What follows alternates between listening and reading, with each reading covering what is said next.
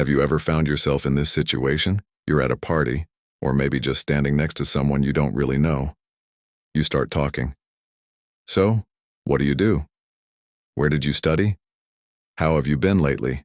Everything feels fine. Until suddenly, it just stops. No more questions. No more answers. Just silence. That kind of silence that feels incredibly awkward.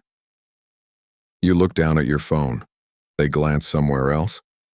Both of you are trying to think of something to say, but the harder you try, the more your mind goes blank. And then the thoughts start creeping in. Did I just mess something up? Why does everyone else seem so natural at this, but not me? But here's the truth. That moment isn't because you ran out of things to say, it's because you don't know where to take the conversation next. And if you've ever felt that, trust me, you're not the only one. And then you start thinking maybe the problem is you. Maybe you're just boring. Maybe you're not that interesting. Maybe you just don't know how to talk like other people do. You look around. There are people who can talk to anyone. They laugh, they tell stories, they make everything feel so effortless, and you have to think through every single line, every question, every reaction. It's like you're trying to perform a conversation instead of actually being in one. But here's the strange part. When you're with your close friends, everything changes. You can talk for hours without getting tired. You joke around, you tell random, pointless stories, and somehow they're fun. You don't have to think. You don't freeze. So what's going on? Why can you be completely natural, but only in certain situations? That's the part that makes it even more confusing. And deep down, maybe you've already told yourself, maybe I'm just bad at talking to people. But the truth is, that's not your problem. You're not lacking personality. You're not uninteresting. You're just missing a way to start and keep a conversation going. And at some point, you start to realize something. Maybe the problem isn't you. It's not that you're boring. It's not that you lack personality. And it's definitely not that you're bad at communication. It's that no one ever taught you how to have a conversation. It sounds simple, but it's true.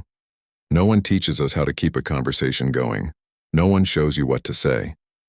After the first few questions, you just get thrown into social situations and expected to figure it out. So you do what you think is right. You ask a few basic questions, you respond politely, and then it fades. It's like playing a game without ever being told the rules. You can talk, you can listen, but you don't know how to lead, and that's why things fall apart. Not because you have nothing to say, but because you don't know where to take it next. But once you understand this, everything starts to shift. You realize that communication isn't some inborn talent. It's a skill, and like any skill, it can be learned, and this is where everything starts to change. With one simple shift, don't stop at the first question. Most people, when they talk, they ask one question, and that's it. So what do? Where did you study? What do you usually do on weekends? They get an answer, and then silence. But people who are great at conversations do something different. They don't treat the answer as the end. They treat it as the beginning. For example, the other person says, "I went hiking this weekend." Instead of just saying, "Oh, that's cool," you follow up. "Where did you go?" They answer, then you continue. "How long was the trip?" And then, "Anything memorable happen?" Do you see what's happening here? You don't need to come up with a brand new topic. You just go deeper into the current one. Every answer they give you already contains the next question. It's like you're following a thread. You just have to hold on to it and keep going. And here's the interesting part. When you do this, the conversation starts to flow. Naturally, effortlessly. You don't feel like you're performing anymore. You're just exploring their story, and that's the real secret.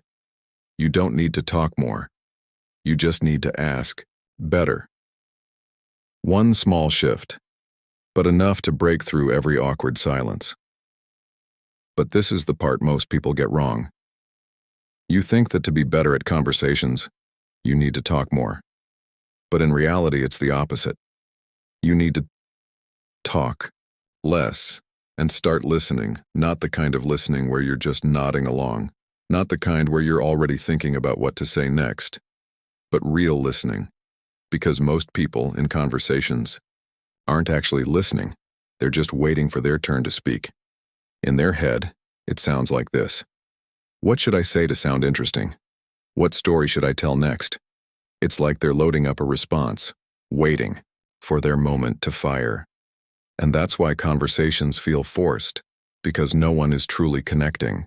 Everyone is just delivering their part. But when you make one small shift and actually listen, everything changes. You start noticing the smallest details, the way they emphasize certain words, the way they smile when talking about something they love, the way their voice changes when they mention a memory, and from those details, the next question naturally appears. You don't have to force it anymore. You just respond to what you actually heard. For example, they talk about their pet with real excitement. You might ask, how long have you had them? What do you love most about them? See how that works? When you listen deeply, the conversation almost runs itself.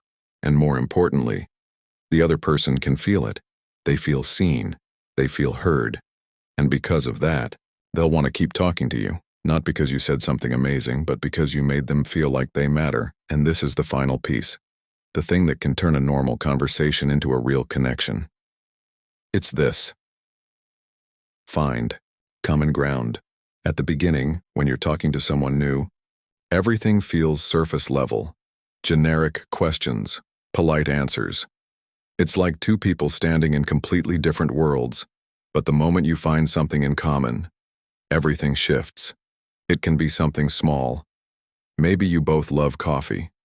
Maybe you both hate rainy days. Maybe you've both been through something similar. But those small things create a surprisingly strong connection.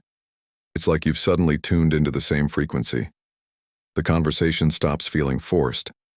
It becomes natural. You're no longer trying to figure out what to say next, because now you're talking to someone who feels a little bit like you.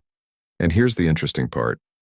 Common ground doesn't have to be perfect. You don't need to be exactly the same. Even a small overlap is enough to open a new direction. For example, they say they love traveling. Maybe you haven't traveled much, but you can still say, I love the feeling of going somewhere new. And just like that, a door opens.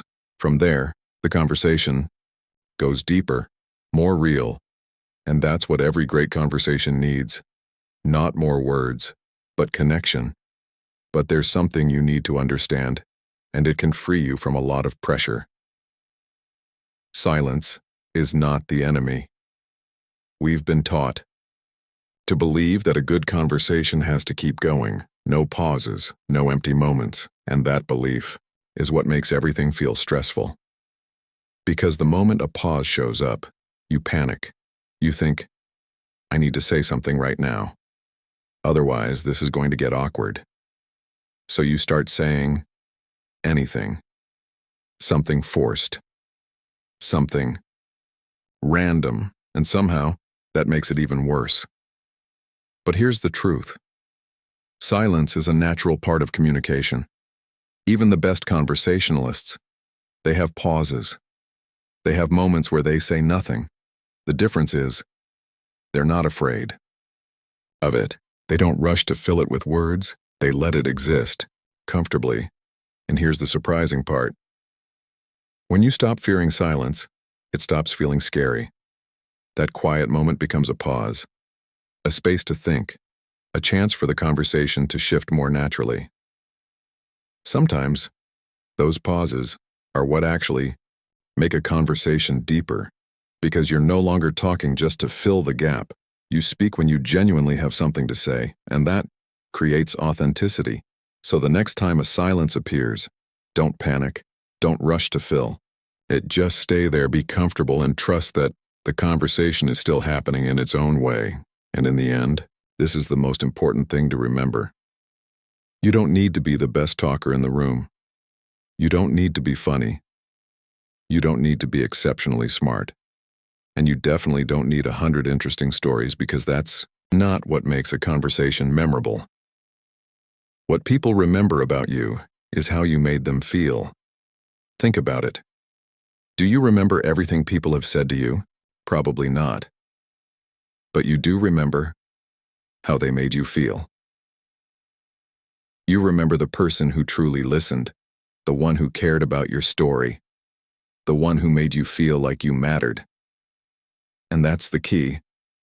When you stop trying so hard to be interesting and start making other people feel interesting, everything changes. The conversation stops being a performance. It becomes a connection.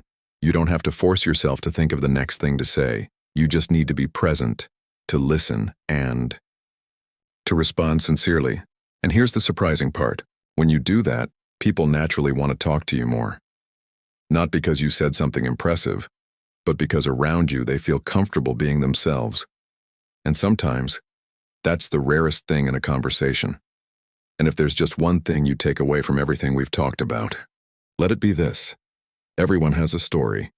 The person standing in front of you, no matter how ordinary they seem, how quiet they are, or even if they come across as boring, there's an entire world inside them. Experiences, memories, thoughts they've never said out loud. The problem isn't that they're not interesting, it's that no one has taken the time to discover them. And that's your role in a conversation. Not to be the most impressive person in the room, not to be the one who talks the most, but to be the one who opens things up, the one who asks the right questions, the one who listens deeply, the one who creates a space safe enough for someone to be themselves. Because when people feel safe, they start to open up. And when they open up, their story begins to unfold.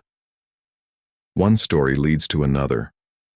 One emotion leads to a real connection, and in that moment, the conversation is no longer just questions and answers. It becomes an experience, something with depth, with emotion, something that stays with you.